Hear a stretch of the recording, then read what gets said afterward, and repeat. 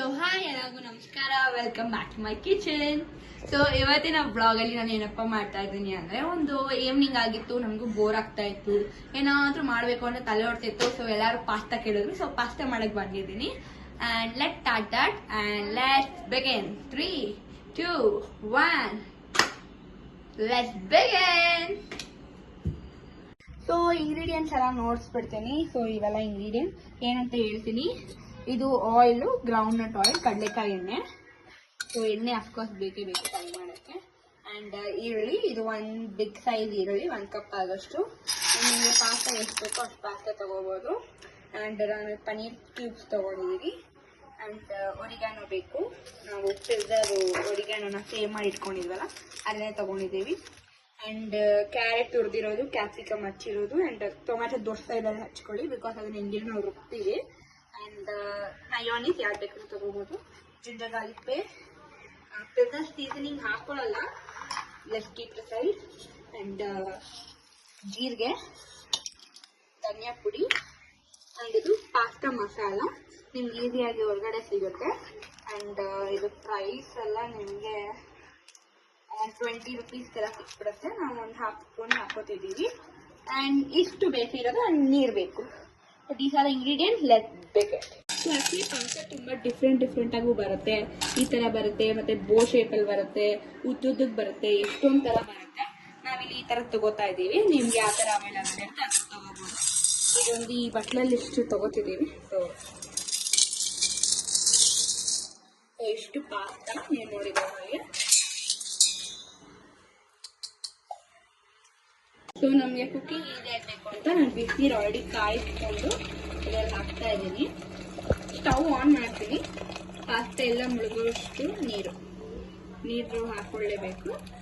ನೀರು ಅದು ಅಂಟ್ಕೋಬಾರ್ದು ಅಂತ 1.5 ಸ್ಪೂನ್ ಆಯಿಲ್ ಹಾಕ್ತಾ ಇದ್ದೀನಿ. ಬಿಕಾಸ್ ಅಂಟ್ಕೋಬಾರ್ದಲ್ವಾ. ಸೊ ಹಾಕಿ ಒಂದು ತಿರ್ಕೊಳ್ಳೋಣ.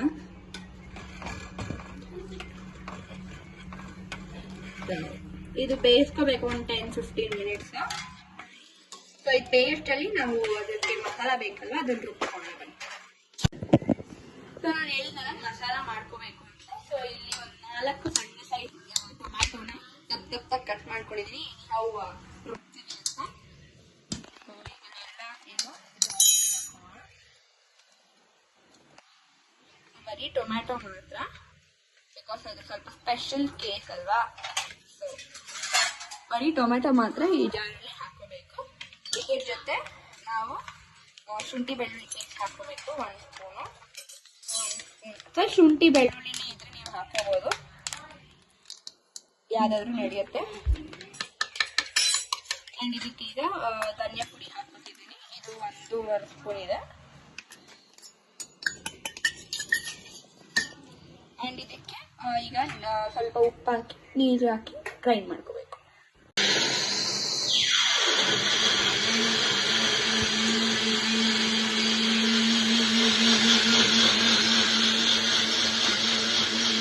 ಸೊ ಈಗ ನಾವು ಮಸಾಲ ರುಬ್ಕೊಂಡಿದ್ದೀವಿ ಎನಿಹೌ.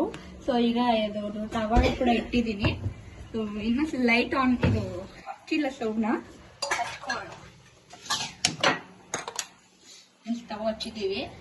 ಸೊ ಎಣ್ಣೆ, ಈಗ ಎಣ್ಣೆ ಹಾಕೊಳ್ಳೇಬೇಕಲ್ವ.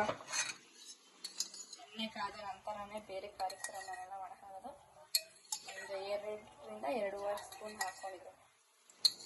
ಓಕೆ, ಸೊ ಈಗ ಅದು ಸ್ವಲ್ಪ ಬಿಸಿ ಆಗಲಿ. ನಾನು ಯಾಕೆ ದೊಡ್ಡ ತವ ಎತ್ಕೊಂಡಿದ್ದೀನಿ ಅಂದರೆ, ನನಗೆ ಈಸಿ ಆಗುತ್ತೆ ಸ್ಟಿರ್ ಮಾಡೋಕ್ಕೆ ಅನ್ನೋ ಒಂದೇ ರೀತಿಯಾಗಿ ದೊಡ್ಡ ತವ ತೊಗೊಂಡಿದ್ದೀನಿ. ನಿಮಗೆ ಬೇಕಾದ್ರೆ ಚಿಕ್ಕ ತವ ತೊಗೋಬೋದು. ಎಣ್ಣೆ ಕಾಯಕ್ಕಿಂತ ಮುಂಚೆನೇ ಹಾಕ್ತೀನಿ, ಬಿಕಾಸ್ ನನಗದು ಆಗಲ್ಲ. ಅದಕ್ಕೆ ½ ಸ್ಪೂನ್, ನನಗೆ ಇಷ್ಟ ಇಲ್ಲ, ಅದಕ್ಕೆ ½ ಸ್ಪೂನ್. ಆದರೂ ಎಣ್ಣೆ ಕಾದಿದೆ ಅಲ್ಲಿ.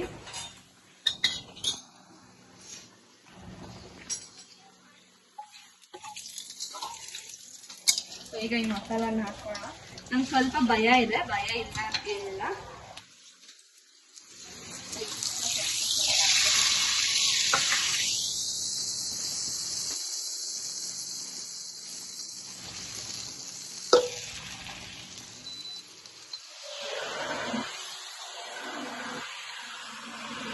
ಮಸಾಲ ಅದು ಹಸಿ ವಾಸನೆ ಹೋಗ್ಬೇಕು ಪೂರ, ಇಲ್ಲ ಅಂದ್ರೆ ಅದು ಚೆನ್ನಾಗಿರುತ್ತೆ. ಅದು ಜಿಂಜರ್ ಗಾರ್ಲಿಕ್ ಪೇಸ್ಟ್ ಹಾಕಿರ್ತೀವಲ್ಲ ಅದರದ್ದು ಹಸಿ ವಾಸನೆ. ಈಗ ಹಸಿ ವಾಸನೆ ಕಂಪ್ಲೀಟಾಗಿ ಹೋಗಿದೆ. ಸೊ ಈಗ ಈರುಳ್ಳಿ ಹಾಕ್ತಾ ಇದ್ದೀವಿ.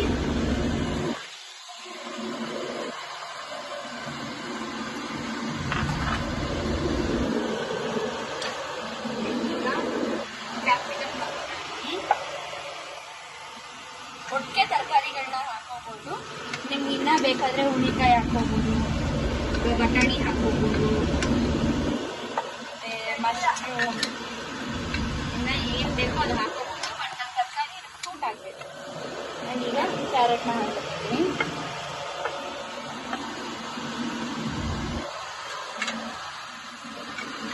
ಇದು ಕಂಪ್ಲೀಟ್ ಆಗಿ ಈಗ ಫ್ರೈ ಆಗಬೇಕು. ಆಕ್ಚುಲಿ ಹೇಳ್ಬೇಕು ಅಂದ್ರೆ ಪಾಸ್ತಾ ಮಾಡೋ ಮೆಥಡ್ಸ್ ತುಂಬಾ ಇದಾವೆ. ಇದು one of the method.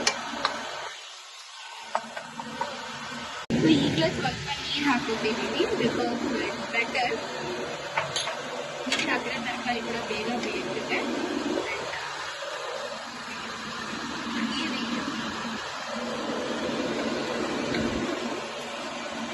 And ನಾನು ಯಾಕೆ ಇದಕ್ಕೆ ಯಾವುದೇ ಮೆಣಸಿನ್ಕಾಯಿ ಮತ್ತು ಖಾರ ಪುಡಿ ಹಾಕಿಲ್ಲ ಅಂದರೆ, ಬಿಕಾಸ್ ಕಾರಣ ಬಂದು ಈ ಪಾಸ್ತಾ ಮಸಾಲ ಇದು ತುಂಬ ಖಾರ ಇದೆ. ಸೊ ನಾನು ಅದಕ್ಕೆ 1/2 ಸ್ಪೂನ್ ಮಾತ್ರ ಹಾಕೋತಿದ್ದೀನಿ. ನಿಮಗೆ ಜಾಸ್ತಿ ಖಾರ ಬೇಕಿದೆ ಅಥವಾ ನೀವು ಜಾಸ್ತಿ ಕ್ವಾಂಟಿಟಿ ಮಾಡ್ಕೊತಿದ್ರೆ ಇನ್ನೂ ಜಾಸ್ತಿ ಹಾಕ್ಕೊಳ್ಳಿ. ಬಟ್ ಇದು ಮಾತ್ರ ಖಾರ ತುಂಬ ಜಾಸ್ತಿನೇ ಖಾರ ಇದೆ. ಇದಂತೂ ನಾನು ಟೇಸ್ಟ್ ಮಾಡ್ತೀನಿ ನೋಡಿ. ಇಷ್ಟೇ ತೊಗೊಂಡಿರೋದು ನೋಡಿ, ಇಷ್ಟೇ ತೊಗೊಂಡಿರೋದು. ಖಾರ ಉಕ್ಕಿ ಬರುತ್ತೆ. ಸೊ ಅದಕ್ಕೆ ನಾನು ಯಾವುದೇ ಖಾರದ ಪುಡಿ ಮತ್ತು ಮೆಣಸಿನ್ಕಾಯಿ ಹಾಕ್ತಿಲ್ಲ.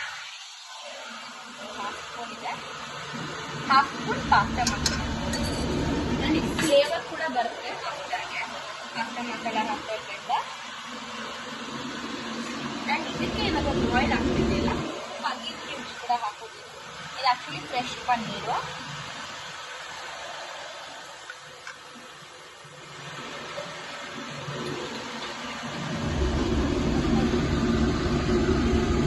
Paneer pasta masala at A time ನೀವು ಹಾಕೋದು.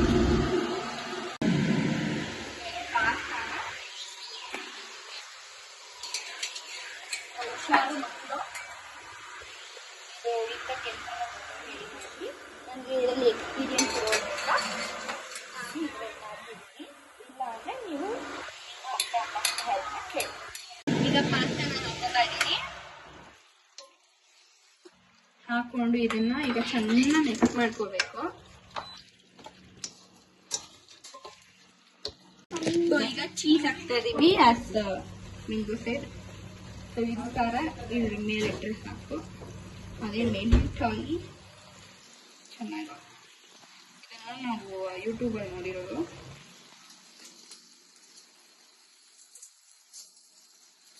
ಮಿಕ್ಸ್ ಮಾಡ್ಬಿಡಲ್ಲ, ಲೆಟ್ ಇಟ್ ಮೆಲ್ಟ್ ಅಲ್ವಾ, ಮೆಲ್ಟ್ ಆಗಲಿ ಬಿಡಿ.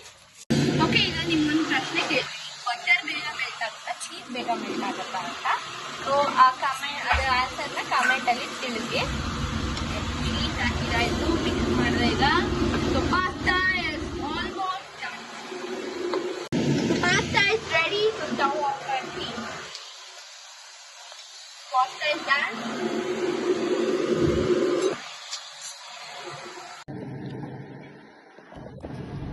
ಸೊ ಇದು ನಾವು ನೇಚರ್ ಮಧ್ಯ ಮಾಡ್ತಾ ಇರೋದು.